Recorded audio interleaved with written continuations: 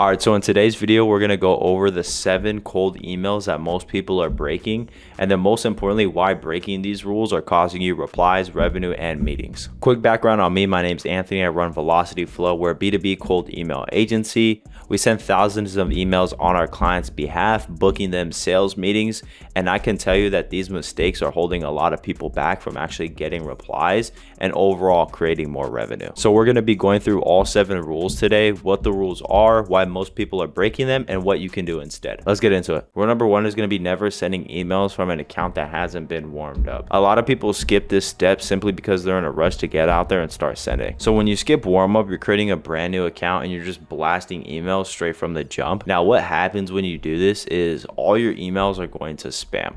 So your prospects don't even have a chance to see them. So what warming up emails actually does is it builds your sender reputation, and it does this by sending small emails back and forth. Think about it. No one opens up an account and just starts blasting emails. Of course, this is going to come across as spam, and this is going to cook your inboxes. Most tools like SmartLead already have warm up built in. So what you're going to do is you're just going to turn the warm up on, and then you're going to wait for around 2 to 4 weeks. After the 2 to 4 weeks is over, then you can start gradually sending, and you don't want to go all in at once. You want to gradually up your sending rate. So this rule is pretty simple. If your emails are not warmed up, do not start sending. You may feel like you want to be in a rush to get out there to start sending emails, but what you're actually doing is you're burning your campaigns way quicker than they even got a chance to start. So rule number 2 is going to be never lead with yourself in the opening line. This is a mistake I see a lot of people tend to make. Typically, what that sounds like is going to be, hey, my name is Anthony. I run Velocity Flow. We're a B2B cold email agency. Nobody cares, I promise. They don't know you. They didn't ask for your email. And starting with yourself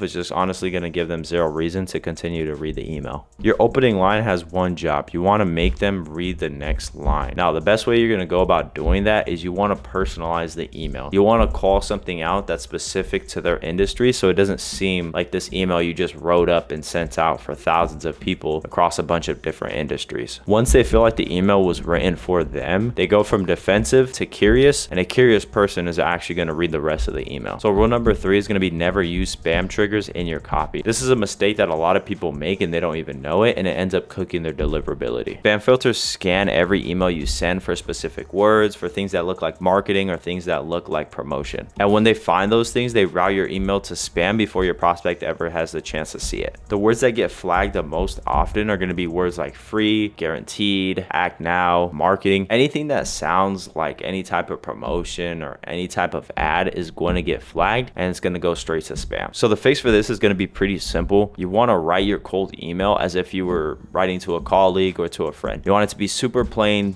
text. You don't want to be throwing a bunch of marketing words and promotional words out there. Just super simple, straight to the point. If you read your email back and it sounds like an ad, you should definitely rewrite it. Remember, the email should look like it came from a real person, because it did. So rule number 4 is going to be never make a big ask on the first email. I see a lot of people in their first email, they're already asking the prospect to hop on a call. They're already dropping their link. You have to put yourself in the prospect's position. This prospect doesn't know who you are. They didn't ask you to reach out, and you're already asking for 30 minutes of their time. Instead, how you want to go about this, instead of prioritizing a meeting for the first email, you want to prioritize a reply. That's it. Just prioritize a reply, get your foot in the door, and then go ahead and ask for the meeting. Now, rule number 5 is going to be never ignore your campaign metrics. Now, this is a mistake that we used to make a lot. Now, what people typically do is they'll start a campaign, they'll just let it run, and they won't look at the data. And when they do look at the data, the deliverability is cooked, the open rates are in the gutter, and they wonder why no one's replying. And by that time, it's already too late. Now, the metrics that you need to be tracking are going to be open rate, reply rate, bounce rate, and spam rate. Those are going to be super important. Now, what healthy stats actually look like: your open rate should be at least 30%, your reply rate should be at least above 3%, and your bounce rate should be below 3%, and then your spam rate should be as close to 0 as possible. So if your open rate is low, that's going to be a subject line problem, or your deliverability is cooked. Now, if your open rate is fine, but your reply rate is low, most likely going to be a body copy problem. Now, if your bounce rate is high, that's most likely going to mean that you didn't validate your list correctly. correctly. So each metric is going to tell you something about the data, and it's going to actually help you to improve your campaign. So this is why it's very important that we always monitor this, so that whenever we see something wrong, we could fix it. Don't just let things run and hope they get better. If you see something that's wrong, pause the campaign and fix it so that in the future things can improve. Rule number 6 is going to be never send the same follow-up. A lot of people, they'll send a great email, they won't get a reply, and then 3 days later they'll send the exact same email and say, hey, just following up, did you get my previous email? So that doesn't work for two reasons. One, if they didn't open up the first email, sending it again isn't just going to magically get them to open it. Two, it signals that you're using a template, and obviously no one wants to reply to a template. Every follow-up should bring something new to the table. You always want to be testing different copy when it comes to follow-up in different sequences. And the reason being is because one piece of copy, one email may resonate with one person, while for another it may not. So for each different copy, for each follow-up sequence, you want to add something different in there. Maybe addressing a certain problem, or maybe a case study. Whatever the case is, make sure that you're switching it up and you're not just sending the same email over and over. Rule number 7, and this might be the most important one, is never target anyone. I see a lot of people when they get into the cold email space, they go for every single industry out there. They think the broader that they go, the better the results are going to be, but this is actually quite opposite. Like once you niche down, the better results that you're going to get. Because think about it, the narrower your target, you're going to be able to actually like personalize these emails way more versus if you're going over 20 different industries. Now, if you're focusing on one industry, you know the pain, you know what the industry struggles with, you know how you can come in and actually position yourself. Now, if we're sending the same email to 10 or 20 different industries, it's not going to hit the same. So make sure that you niche down so you can get as specific as possible so that the prospect actually understands, okay, this email was personalized and it actually hits for them. So you're going to build your list off of one niche, you're going to write your copy off of one niche, and you're going to do your campaign based off that one niche. Obviously here, the more specific that you can be,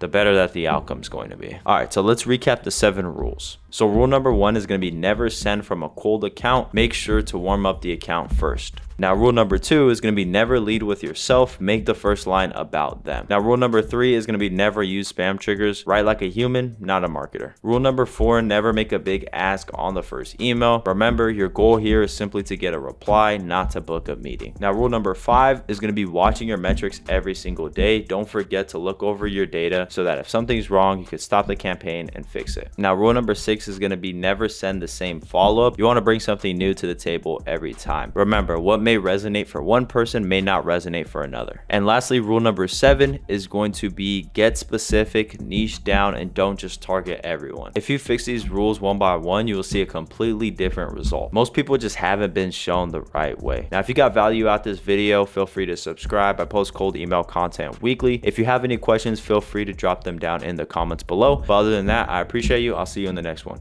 Peace.